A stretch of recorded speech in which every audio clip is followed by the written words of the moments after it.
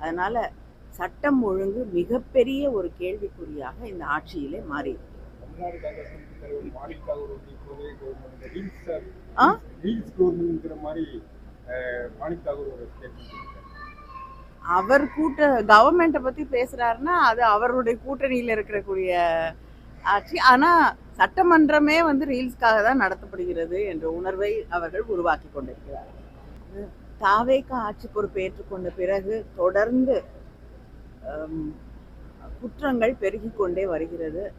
பெண்களுக்கு குழந்தைகளுக்கு எதிரான குற்றங்கள், ஆணவ கொலைகள், லாக்அப்ல காவல்துறை கைதுக்கு பிறகு ஏற்படக்கூடிய மரணங்கள் என்று சட்டம் ஒழுங்கு சீர்கெட்டிருக்கக்கூடிய ஒரு சூழலை நாம் பார்த்து கொண்டிருக்கிறோம். அதைவிட கவலைக்குரிய ஒன்று, இந்த குற்றங்களில் பல குற்றங்களை செய்திருக்கக்கூடியவர்கள் தாவேகாவை சேர்ந்தவர்களாகவே நாம் காணக்கூடிய ஒரு சூழல் இருக்கிறது. சில நேரங்களில் அவங்க மீது நடவடிக்கை எடுக்கப்படுகிறது. பல நேரங்களில் அங்கே இருக்கக்கூடிய நிர்வாகிகள் மீது குற்றம் சுமத்தப்படும் பொழுது, அவர்களை நோக்கி விரல்கள் சுட்டப்படும் பொழுது எந்த நடவடிக்கையும் எடுக்கப்படுவது இல்லை என்பதை நாம் பார்த்திருக்கிறோம். அதனால சட்டம் ஒழுங்கு மிகப்பெரிய ஒரு கேள்விக்குறியாக இந்த ஆட்சியிலே மாறி தமிழ்நாடு காங்கிரஸ் கமிட்டி தலைவர் மாணிக் தாகூர் வந்து இப்போவே ரீல்ஸ் கவர்மெண்ட்ங்கிற மாதிரி மாணிக் தாகூர் ஒரு ஸ்டேட்மெண்ட் கொடுத்தாரு. அவர் கவர்மெண்ட்டை பத்தி பேசுறாருன்னா அது அவருடைய கூட்டணியில் இருக்கக்கூடிய ஆட்சி. ஆனா சட்டமன்றமே வந்து ரீல்ஸ்க்காக தான் நடத்தப்படுகிறது என்ற உணர்வை அவர்கள் உருவாக்கி கொண்டிருக்கிறார்கள்.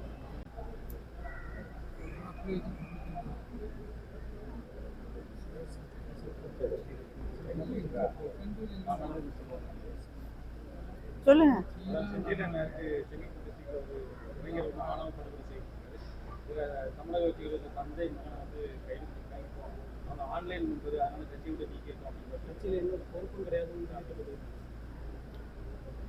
தாவேக ஆட்சி பொறுப்பு ஏற்றுக்கொண்ட பிறகு தொடர்ந்து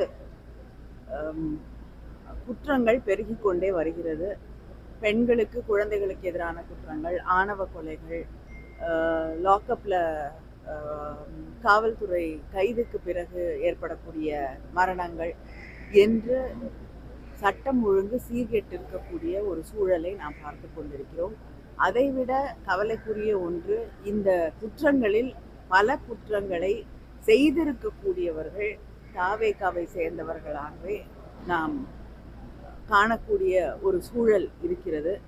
சில நேரங்களில் அவங்க மீது நடவடிக்கை எடுக்கப்படுகிறது. பல நேரங்களில் அங்கே இருக்கக்கூடிய நிர்வாகிகள் மீது குற்றம் சுமத்தப்படும் பொழுது, அவர்களை நோக்கி விரல்கள் சுட்டப்படும் பொழுது எந்த நடவடிக்கையும் எடுக்கப்படுவது இல்லை என்பதை நாம் பார்த்திருக்கிறோம்.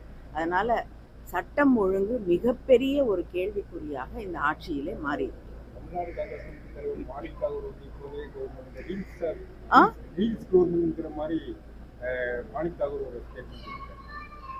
அவர் கவர்மெண்ட்டை பத்தி பேசுறாருன்னா அது அவருடைய கூட்டணியில் இருக்கக்கூடிய ஆட்சி. ஆனா சட்டமன்றமே வந்து ரீல்ஸ்க்காக தான் நடத்தப்படுகிறது என்ற உணர்வை அவர்கள் உருவாக்கி கொண்டிருக்கிறார்கள்.